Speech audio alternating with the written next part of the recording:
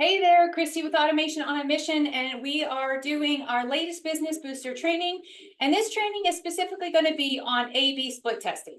So during this topic, we're going to talk a little bit about exactly what does it mean to split test in terms of using it in your existing marketing strategy, when you might use it, how you might use it, and some tips and tricks for do's and don'ts kind of thing.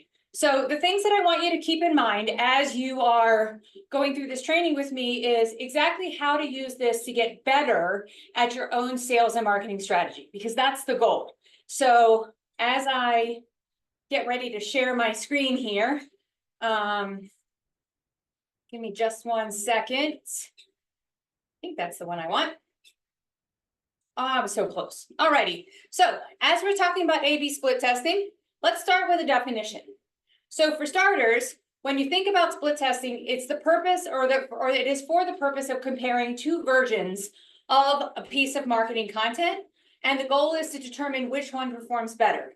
And the reason that you might be doing this is because you're trying to figure out what moves your audience to take an action, what moves them to opt in, what moves them to make a purchase, what moves them to click through to another page, that sort of thing. So when we randomly split up our audience and show them these two different versions, we're able to then draw a conclusion or make an assumption based on the data to say this one particular piece of marketing content performed better than this. So if one email, for example, was delivered to, let's say, 1,000 people, 500 of them would have gotten one version and 500 of them would have gotten the other version. And if you do a split test again in the future, you can't guarantee that your 1,000 people will be separated into the same group because it is random.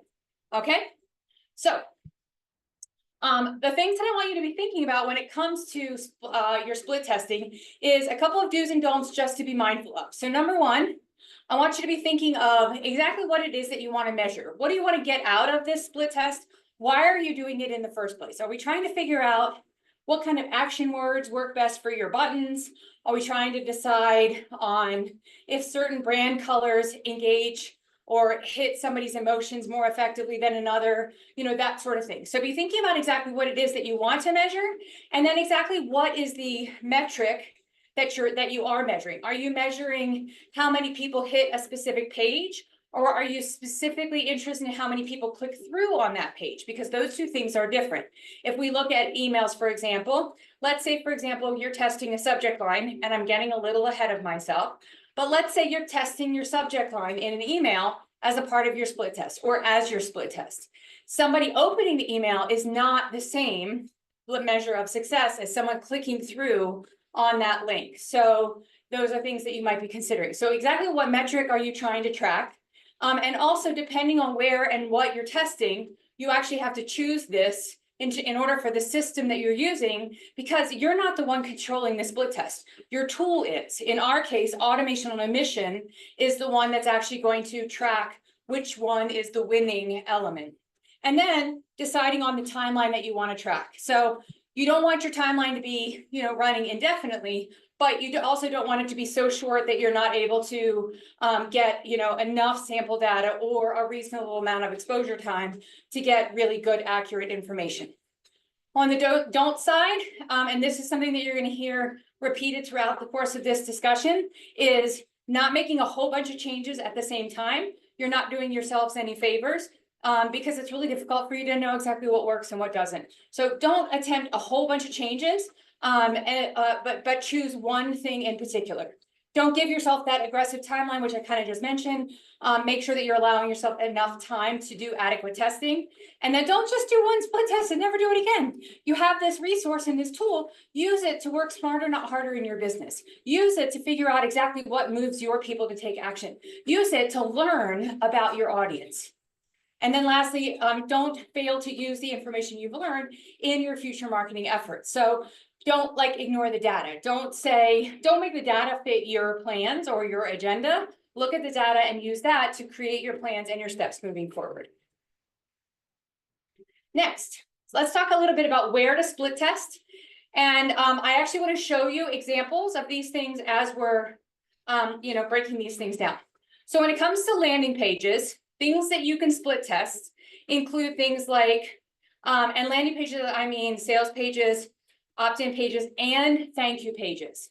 So landing pages, you can do things like testing exactly what the headline is, or testing a call to action button or link or a word, you know. And so what I mean by that is your call to action button, maybe on one of them you're testing the color blue, and the other button you're testing red. Maybe red means emergency, and that, you know, like creates a sense of urgency.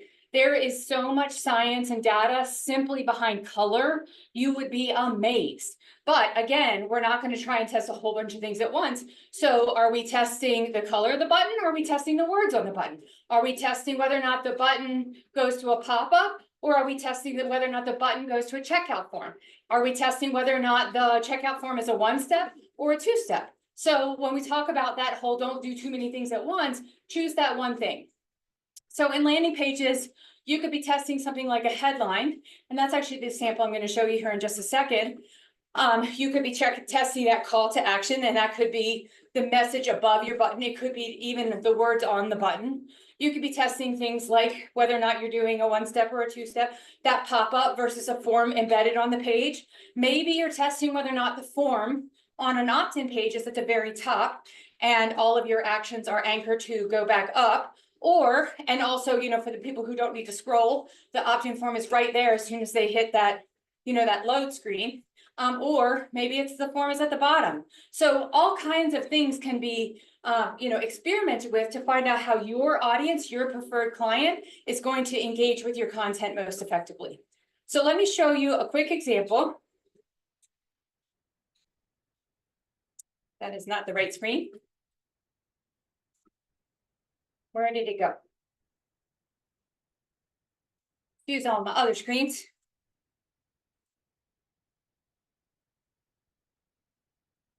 Let me see if I can just do a quick pause for us.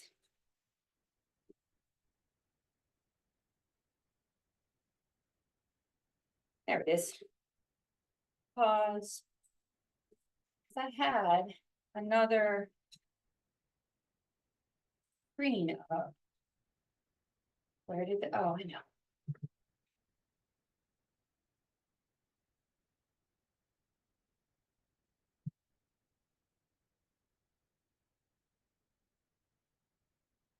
All righty, sorry about that. Okay, so now let's take a look at a landing page. Now this is our actual business account, and this is a landing page or an opt-in page that I did some split testing on last year. And the inspiration behind that split testing was that I was working with an ads expert who insisted that I needed to call out who my ideal client was. Who was the ad being served to?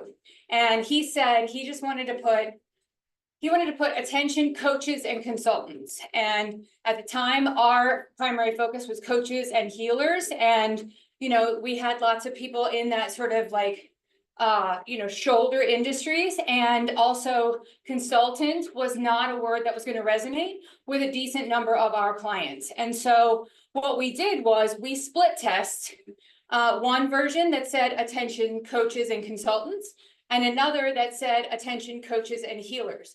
And at the end of the day, the form that performed the best is the one that said coaches and healers. Now, he and I had a differing opinion about what words specifically resonated with our ideal client. And so we used the split test as a means of deciding moving forward which one of those two words was most effective at actually making those things happen.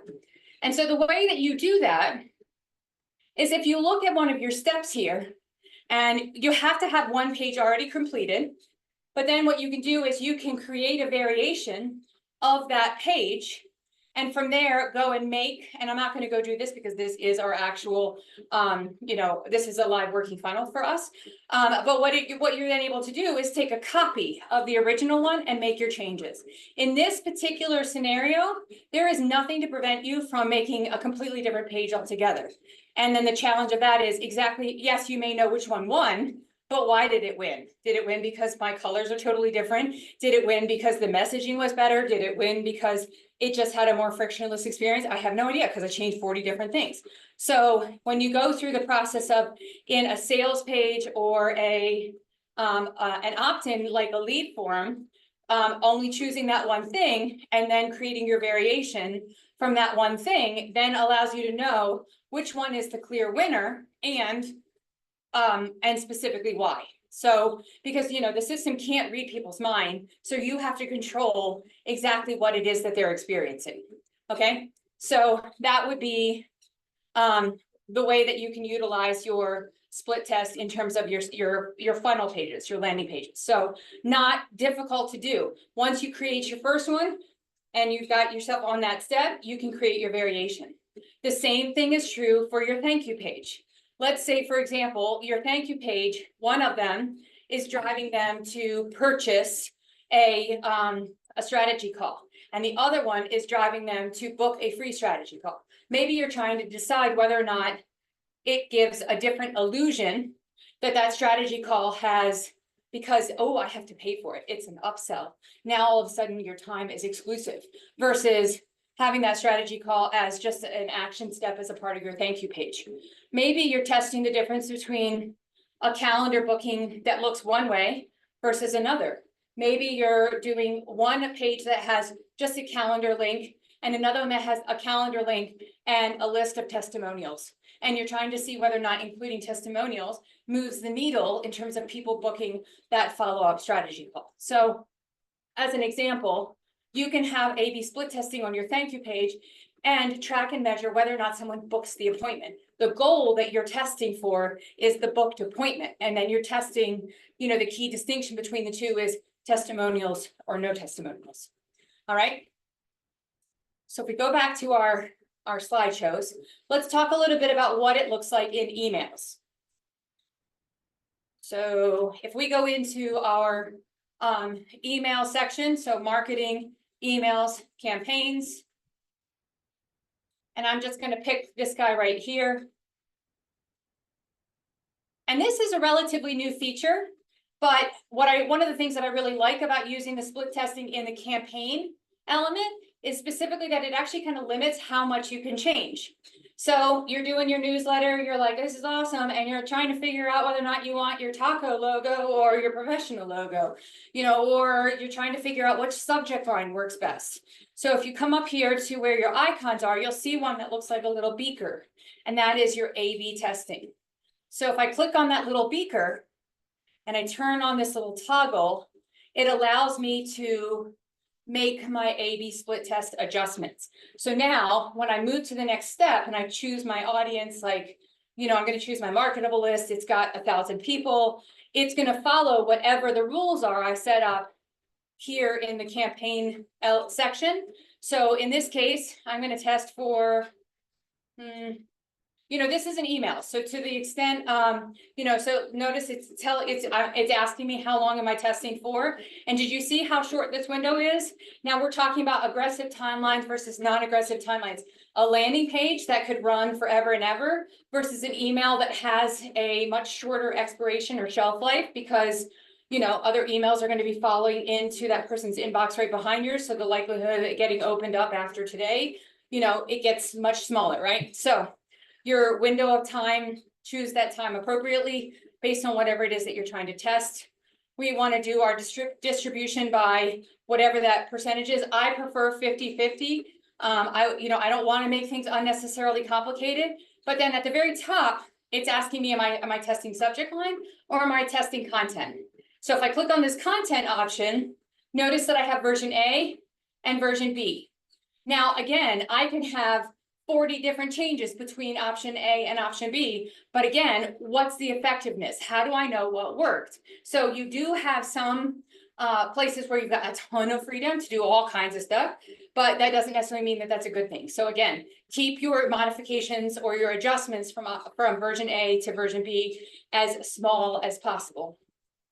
So once you've got that ready to rock and roll, we can then go to our send and schedule our email out, and it's going to adhere to that A/B split testing just like you would a regular email. All right. So we're going to be testing things like our subject line. Maybe it's the difference of using a preview text or not using a preview text. Does using a preview text change the outcome? Are people more likely to open because you've modified what they can see in their inbox? Consider testing things like whether or not you use a button versus a hyperlink in an email. What does a button represent to you in email copy? To me, it represents marketing versus a hyperlink might be marketing. It also could be an email that I just send to somebody, you know, hey, here's the link to go and register for that thing. So in my typical emails, I might send out of Google or out of Outlook. My email is never going to have a button, right? Because Outlook doesn't have those features, but our marketing tools do. So do you find that one has more success than another with your audience? That's the kind of stuff that you might consider testing in your emails. Or maybe it's what word is on that button. And how do you use that to learn what kind of language your audience wants to be spoken to in order to get them to do the thing. The next thing that we'll talk about is our automations, and that's not on my slide here, but I did want to show you that you have the ability to do the same thing, not just in your email itself, but also maybe in how you automate an onboarding experience or how you give two different experiences based on where somebody's at in the funnel. So I made one as a simple example. Let's say, for example, this is a lead magnet and the goal is to drive them to schedule a consultation. And in one scenario, we say, thanks so much, here's your download, yada, yada, yada. But then we're going to do a split.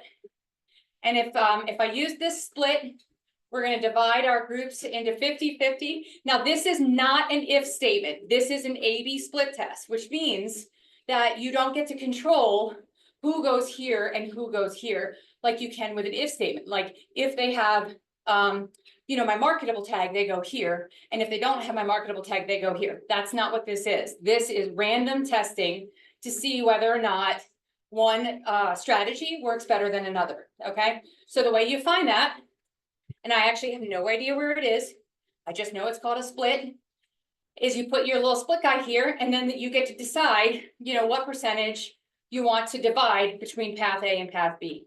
Okay. And if you have multiple paths, you can add additional ones as well. So in my scenario, we're going to give them an email. And then really what I'm trying to do is find out if adding a text message to my outreach makes the result more effective. When I send them a text and an email, do they book that free call more often than if they only get an email? So which one of these approaches is more effective? And when I am finished with my split test, I'm then able to decide whether or not my future efforts continue to include a text message, or do I just take it out? So that's totally up to you. And notice that there's no timeline in here. I get to decide how long I want to run this. And it's a lot of that might be simply based on the sheer number of people. So maybe the nature of this particular workflow is people are going to trickle in slowly. So I want to spread out the timeline as long as possible because I really want to measure what happens when I get 100 people through here, for example. And maybe that takes 5 days. Maybe that takes 5 weeks. Who knows? But you have the ability to sort of dictate and control that. But the key is you're trying to determine whether or not strategy A works better than strategy B. Okay? And then my last one is ads, and I don't have an example, so let's just talk a little bit about this. So when it comes to ads, you could be testing all kinds of things. And really, the goal is, whatever the outcome of the ad is, whatever the goal of the ad is, you're testing whether or not one approach is more effective than the other. Maybe you're testing whether or not video works better than a still image. Maybe you're trying to decide if one image works better than a carousel of images. Maybe you're trying to adjust copy, like your headline, or should your description text have emojis?